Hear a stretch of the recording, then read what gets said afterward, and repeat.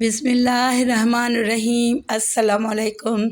سورہ رحمان میں 4 عجیب حقائق جو آپ نے کبھی نہیں سنے ہوں گے۔ مکمل تفصیلات جاننے کے لیے ویڈیو کو آخر تک دیکھیں۔ ناظرین، آپ نے سنا ہوگا کہ آپ صلی اللہ علیہ وسلم نے سورہ رحمان کے بارے میں فرمایا ہے کہ سورہ رحمان عروس القرآن ہے، یعنی سورہ رحمان قرآن کی دلہن ہے۔ جیسے دلہن کو آپ خوشنما لباس پہناتے ہیں اور اس کو زیور پہناتے ہیں، یعنی آپ دلہن کو جس طریقے سے سجاتے ہیں، اللہ تعالیٰ نے ایک سورہ قرآن مجید میں ایک ایسی رکھی ہے جسے خوب سجایا ہے۔ اس میں الفاظ کا رد و بست اس کا اپنا ایک سر ہے۔ یہ اللہ تعالیٰ کے قرآن ہیں، انتہائی خوبصورت، اور مصر کے قرآن انتہائی دل پسند ہیں۔ جس طرح قرآن کے قرآن کو انہوں نے واضح کیا ہے۔ واقعہ یہ ہے کہ اگر یہ لوگ نہ ہوتے تو شیخ عبدالباسط محمد عبدالصمد، شیخ محمود خلیل قصیری، یہ لوگ کہ جنہوں نے قرآن کی اس غنا یعنی میوزک، اس لفظ کو آپ صلی اللہ علیہ وسلم نے استعمال کیا ہے، یعنی قرآن پاک کو اچھے سے اچھے سر کے ساتھ پڑھو۔ جو قرآن کو بہتر سے بہتر انداز میں، اچھے سے اچھی آواز میں، خوش الحانی کے ساتھ پڑھنے کی کوشش نہیں کرتا، وہ ہم میں سے نہیں ہے۔ بلکہ ایک مرتبہ آپ صلی اللہ علیہ وسلم رات کے وقت اپنے ساتھیوں کے حالات معلوم کرنے کے لیے گشت کر رہے تھے۔ حضرت ابو موسیٰ اشعری رضی اللہ تعالیٰ عنہ کے گھر کے پاس سے گزر ہوا۔ وہ رات کو تہجد پڑھ رہے تھے، کھڑے ہوئے کیف کے عالم میں قرآن پاک کی تلاوت کر رہے ہیں۔ آپ صلی اللہ علیہ وسلم کو ان کی قرأت بہت پسند آئی، کافی دیر تک وہاں کھڑے سنتے رہے۔ اب انہیں کیا پتہ کون سن رہا ہے۔ وہ اپنی کیفیت میں نماز میں تہجد میں قرآن کی تلاوت کر رہے تھے، اور ظاہر بات ہے ان کے گھر ایکڑوں میں بنے ہوئے نہیں تھے، ایک کمرہ، ایک ایک حجرہ، ایسے ہی تو گھر تھے صحابہ کے۔ لہٰذا آپ صلی اللہ علیہ وسلم وہاں سے گزرے، آواز آئی، کافی دیر سنتے رہے، اس کے بعد آپ تشریف لے گئے۔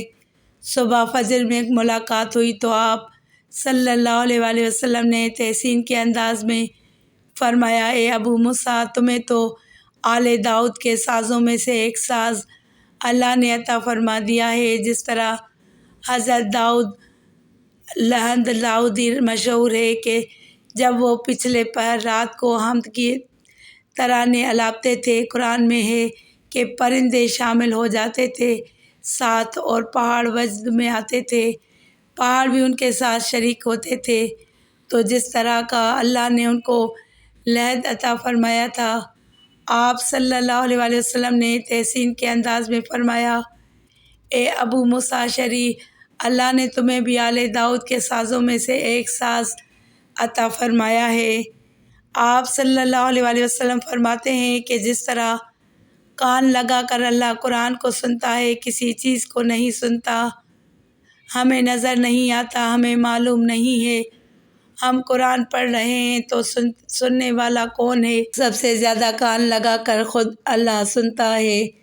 بہرحال قرآن مجید کا جو یہ ساز ہے، قرآن کے الفاظ کا جو حسن ہے، جہاں تک حسن معنوی ہے وہ تو ہر لفظ میں ہے، لیکن یہ حسن ظاہری، حسن لفظی، یہ سورہ رحمان میں اپنے کلائمیکس پر آپ کو نظر آئے گا۔ لیکن قرآن میں یہ سورہ اس اعتبار سے بھی ممتاز ہے، اس کی 4 آیات پر ذرا توجہ کریں گے، عجیب حقائق سامنے آئیں گے۔ جہاں یہ قرآن مجید کے حسن صوت اور حسن لفظی کی معراج ہے، وہیں اس کی پہلی 4 آیات میں 4 چوٹی کی چیزوں کا ذکر ہے، سب سے اونچی چیز ہے۔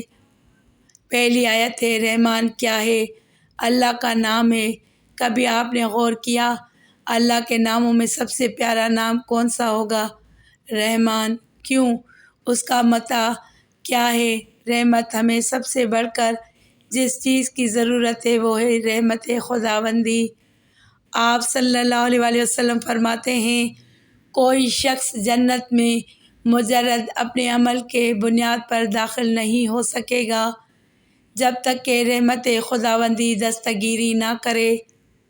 جب آپ صلی اللہ علیہ وآلہ وسلم نے فرمایا کوئی شخص جنت میں داخل نہیں ہو سکتا، اس صحابی نے بڑی ہمت اور جرأت کا ثبوت دیا کہ آپ صلی اللہ علیہ وآلہ وسلم سے اس نے پوچھ لیا، کیا حضور آپ بھی؟ آپ صلی اللہ علیہ وآلہ وسلم نے فرمایا، ہاں میں بھی۔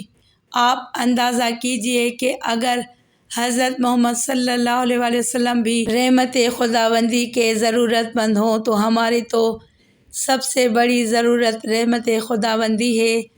اب یہ رحمت قرآن مجید میں اللہ تعالیٰ کی شان دو الفاظ کے ذریعے سے آتی ہے، رحیم اور رحمان، اور کوئی معنی نہیں ہے جس سے اللہ کے دو نام بنتے ہوں، لیکن یہ معنی ہے واحد رحمت کا کہ جس سے رحمان بھی ہے رحیم بھی ہے۔ رحیم صفت مشبہ ہے، رحمت دائم ہو جائے گی، مستقل ہوگی تو رحیم کہیں گے، اور رحمان میں وہ شان ہے کہ جیسے ٹھاٹھے مارتا ہوا سمندر ہو، ہیجان کی کیفیت، طوفانی کیفیت، رحمت خداوندی کا طوفانی جوش وہ ہے رحمان۔ تو یہ اللہ تعالیٰ کے ناموں میں سے سب سے پیارا نام۔ اب آگے چلیے اگلی آیت پر۔ رحمان نے قرآن سکھایا، رحمت خداوندی کا سب سے بڑا مظہر، رحمان کی رحمانیت کا سب سے بڑا مذہب قرآن ہے۔ ان میں جو منطقی ربط ہے اس کو سمجھتے جائیے۔ آپ یہ سوچئے جو علم بھی انسان کو حاصل ہوا وہ کس نے دیا؟ اللہ نے۔ سائنس کا علم بھی اللہ نے دیا۔ ترجمہ، وہ علم اعظم جو حضرت آدم علیہ السلام کو دے دیا گیا تھا، اصل میں یہ اسی کا ظہور ہے جو ہو رہی ہے اور ہوتی رہے گی۔ اور جو دوسرے علم ہیں وہ کس نے دیے؟ اللہ نے ہی دیے۔ مخلوق میں سے کوئی اللہ کے علم میں سے کسی شے کا احاطہ نہیں کر سکتا مگر وہ جتنا اللہ دینا چاہے، لیکن یہ ہے کہ تمام علوم میں چوٹی کا علم قرآن ہے۔ اللہ کے ناموں میں چوٹی کا نام رحمان۔ اللہ نے جو کچھ انسان کو سکھایا اس میں چوٹی کا علم قرآن کو پیدا فرمایا۔ اب اگلی آیت میں یہ بتایا گیا ہے کہ حیوانات کو کس نے پیدا فرمایا، آسمان کس نے پیدا کیے، زمین، فرشتے کس نے پیدا کیے، یعنی خلق الانسان، اس کی تمام مخلوقات میں اس کی تخلیق کی معراج، اس کی تخلیق کا نقطہ عروج انسان ہے۔ یہ ہے کہ جو مسجود دو ملائک بنا ہے تو تخلیق میں سب سے اونچی تخلیق انسان کی ہے۔ علموں میں سب سے اونچا علم قرآن کا، اللہ کے ناموں میں سب سے اونچا نام رحمان کا ہے۔ ناظرین، ویڈیو پسند آئے تو لائک ضرور کیجیے گا۔ اللہ تعالیٰ ہم سب کا حامی و ناصر ہو، آمین۔ کمنٹ باکس میں ایک لائن اللہ کے ذات پاک کے لیے لازمی ٹائپ کریں۔ ویڈیو کو لائک کر کے چینل کو سبسکرائب کریں اور گھنٹی کے نشان کو دبائیں تاکہ میری آنے والی ہر نئی ویڈیو کا نوٹیفیکیشن ملے۔